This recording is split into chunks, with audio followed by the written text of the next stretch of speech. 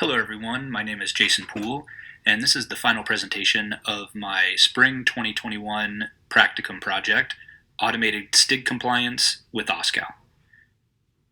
So first we'll look at the why of the project. I recently had a colleague who moved to the Defense Intelligence Agency. When he got there, he saw that they were trying to really create this DevSecOps environment. They want an automated process for continuing integration, development, and deployment of their operating systems, applications, etc. One thing unique about DIA is that they own their own authority to operate process.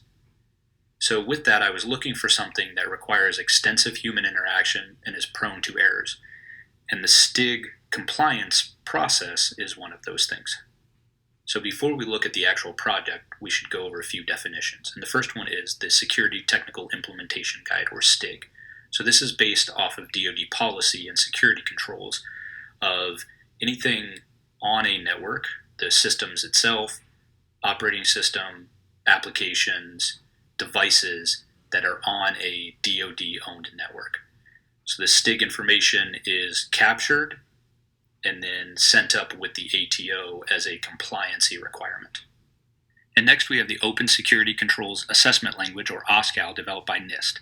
So this takes multiple compliancy and risk management frameworks and created a single machine-readable language in XML or JSON. So what does that mean in practical terms?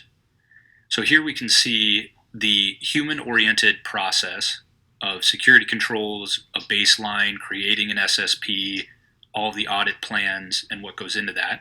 And then on the bottom, the machine-oriented, or what OSCAL will be able to do for you. So again, it takes a control that your organization or company is comfortable with, creates a profile based off of that control, an implementation, an assessment, and then produces results. So here's just a different view showing from the bottom up how this process goes. So we start with a control catalog. After that, we'll build a profile. We'll then get into the system security plan, an assessment plan, and so on. Here we see information on how the catalog itself is built. Of note, there's specific metadata syntaxes that are required when dealing with the OSCAL format. That's important as we get into writing the actual catalog and ensuring that it will pass the information appropriately between different OSCAL-enabled devices. Similar to the catalog, the profile has very specific requirements when writing it. As you can see, the profile itself will import information from the catalog and then merge that and pass that along. Because DIA owns its ATO process, they were able to create a list of core critical controls based off of NIST 800 TAC 53 used for their ATO process. This is the document from DIA showing the core critical lists and which specific controls that they're concerned with. So again, if you meet that requirement and those controls, then you would pass their ATO process. So with that background information, I wanted to show you what the current STIG process is. So I created a Ubuntu 18 VM, loaded STIG viewer and SCAP compliancy checker from DISA. So normally you would go through each one of these STIGs after you run your compliancy check. You would have to manually input everything, and then this would give you an output that you could send up with your paperwork.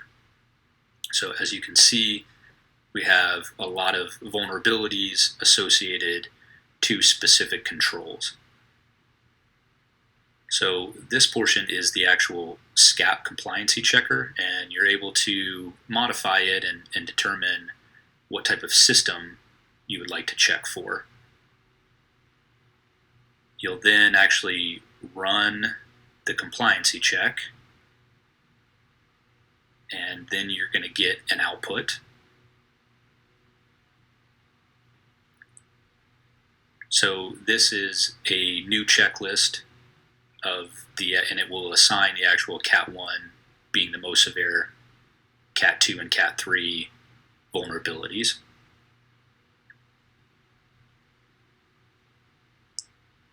So if we look at the results through that STIG viewer of the last one that I ran,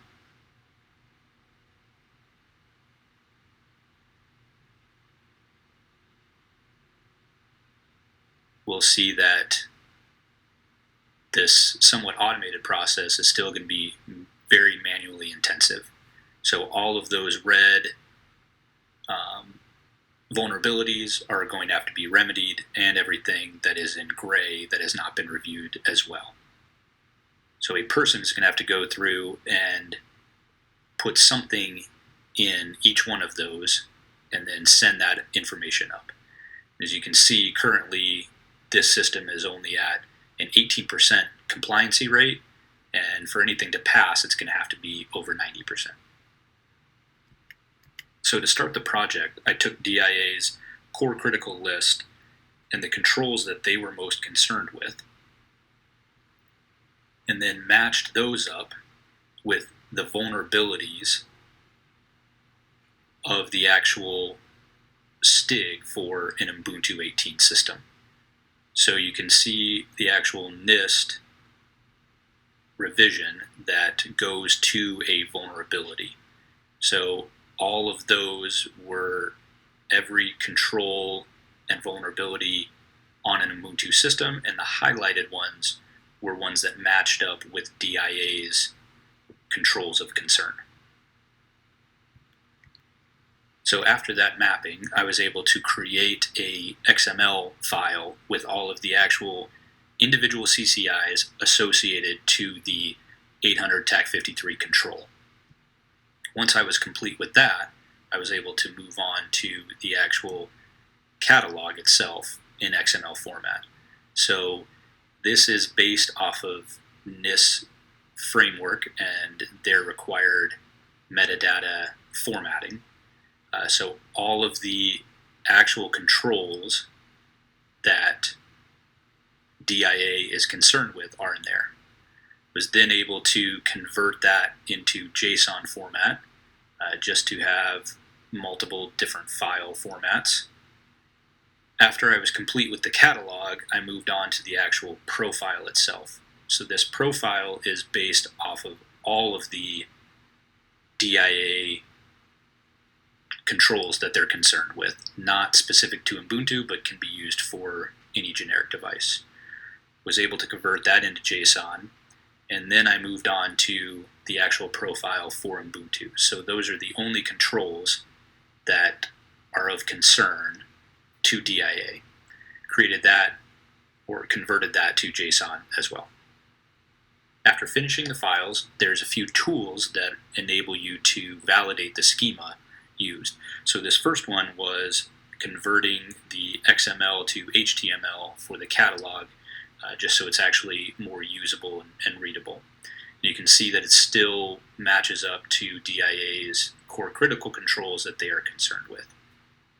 So after that, I was able to then use this examiner that looks at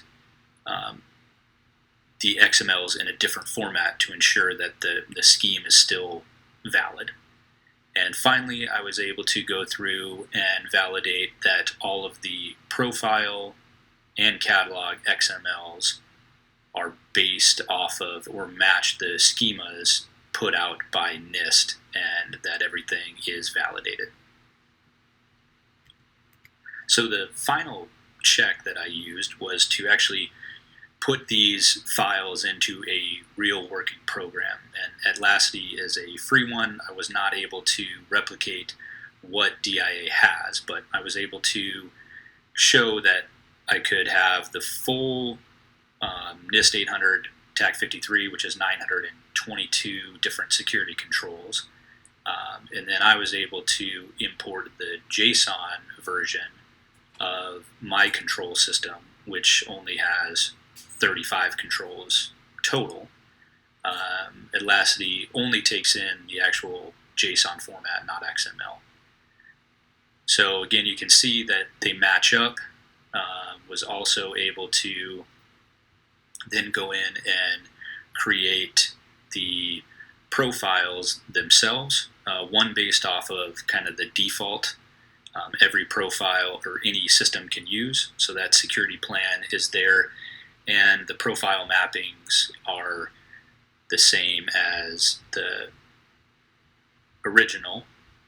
It's all 35. Again, that can be used for any system. And then created a security profile just on Ubuntu, and you can see that those profile mappings are just specific to Ubuntu. So again, Atlasty was able to take the JSON files that I created and import them successfully, so the schemas were validated. Conclusion of the project, I was able to tackle those first two bottom areas of catalog and profile. I created a catalog based off of DIA's core critical list, then also created a generic profile based off of that catalog, and then a specific Ubuntu profile based off of that catalog. As I started this project, I reached out to the NIST OSCAL team on their forums and posed the question of, what I'm looking at, is that something that NIST had thought of?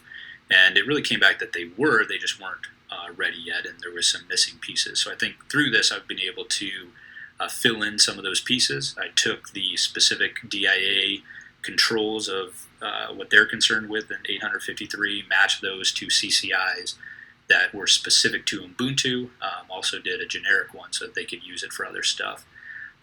So future work would really be to integrate into DIA's Palo Alto's Prisma system, which is similar to that Atlasty. That's why I chose Atlasty, just to demonstrate that it could actually go into an application that exists. And then the last piece would be to really get into a full DevSecOps environment, have Jenkins, there to build up a box, get it checked, Jenkins deploy it, and then have all that compliancy paperwork there. That concludes my presentation, and thank you very much.